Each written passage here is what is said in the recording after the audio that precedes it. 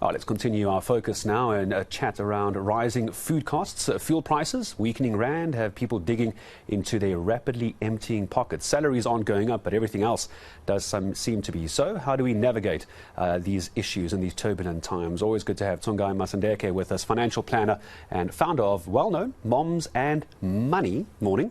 Good to have you. Good to have you on the show. So how rough is it right now? It is very rough, you know.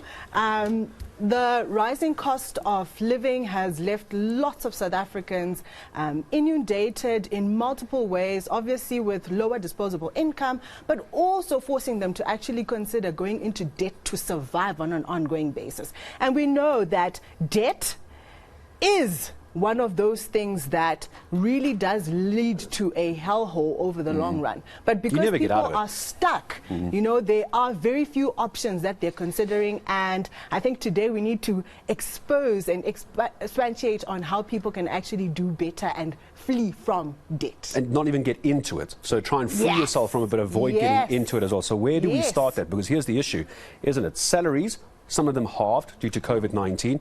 I was talking about the oil price earlier, the cooking oil price. 119 Rand for 2 litres is what some stores are charging. So give us a ray of light. So where do we try and do this practically? So I think there are 2 key elements in terms of managing the escalating cost of living at the moment. So one is to obviously look at your income, and the second is to reduce your costs in terms of variable expenses or your fixed expenses.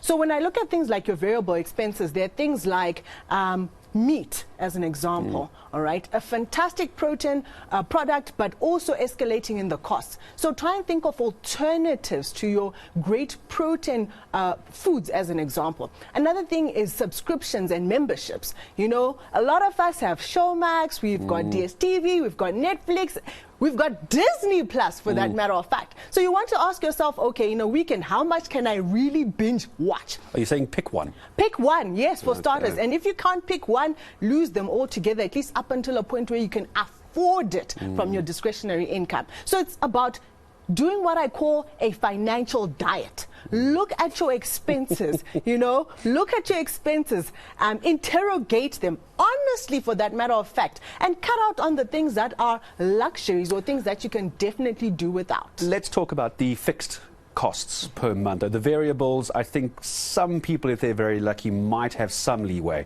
But you could find some people, and I'm sure we will, in a situation where there is no leeway. They've done literally everything else that they can, but they have to pay school fees. They have to pay for the car because they can't get rid of the car, they owe too much. They can't get rid of the house, it'll cost too much to get rid of.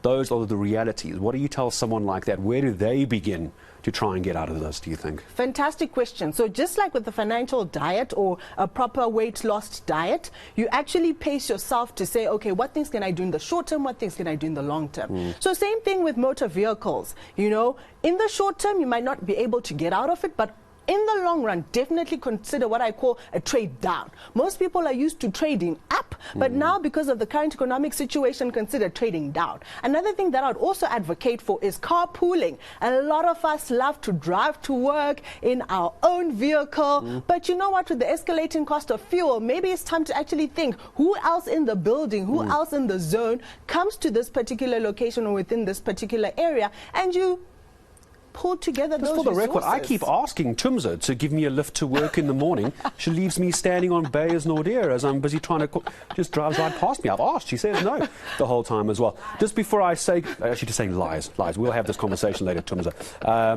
Just before I say goodbye to you, you've got great advice, obviously practical advice.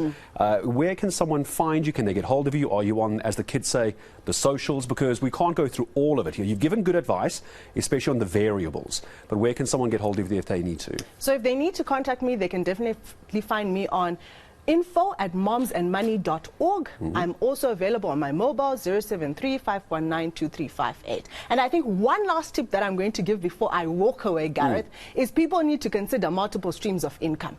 You know, a side hustle, a side gig, and utilize what I call the bankable gift. Each and every one of us has something that they can monetize, but for a long time, a lot of us gave those things for free, like speaking at baby showers or speaking at weddings. Start monetizing that. That is a bankable gift, and you will thank me for utilizing that gift with chiching in your bank account. Bankable gift. Thank you very much. That's actually great. Where do you get so much energy at this time in the morning? Morning to Tumza and I. Tsungai, thank you so much for coming in and speaking to us. Moms and Money, also certified financial planner, joining us here on eNCA. So a rising cost of food. We can't stop the rising costs, but there are other things that we can do. Some of them are going to hurt. They're not going to be popular choices in your household, but you may need to do that. You can also go find her. Just look for Moms and Money as well. Info@momsandmoney.org. Let's take a look.